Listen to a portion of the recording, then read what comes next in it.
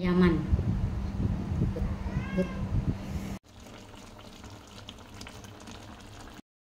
Kanyaman, nandito uli kami sa community garden dito sa lugar ng aking alaga. So magpipitas tayo ng okra. Ayan o.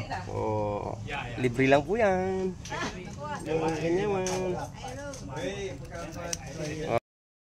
Pipitas naman po tayo ng sitaw. Ayan mga kanyaman. Sitaw po. Meron sitaw dito. Nakita ko sitaw. Ngayon o. Ang haba po o. Oh, nakita.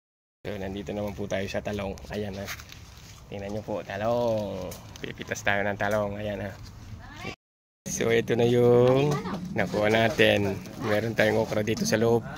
May sitaw. At saka yung pagkain mali po ha. Yan mga kanyaman. Isa natin yung luya. Yung luya, bawang, sibuyas.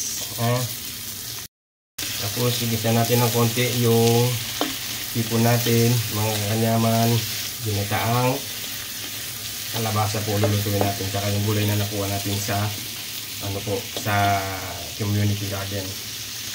So set aside muna natin yung hipon natin, saka natin babalik mamaya mga kanyaman. Yan, tingnan nyo po, lumabas na yung kanyang katas. Kalabasa natin. Ilagay na natin yung sitaw natin, paminta, magic sarap, saka konting patis mga kanyaman. Pinigbisa natin ha. Yan, titikman na po natin mga kanyaman.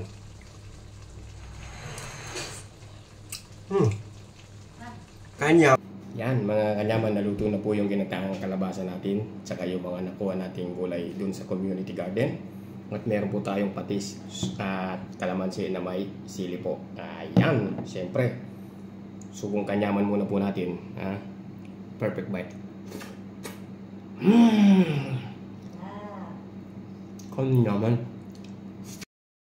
Yan mga kanyaman, try naman natin yung hipon. Ayan po ha. Hindi po natin inano yung hipon na pagkagisa po, tinangkal ko.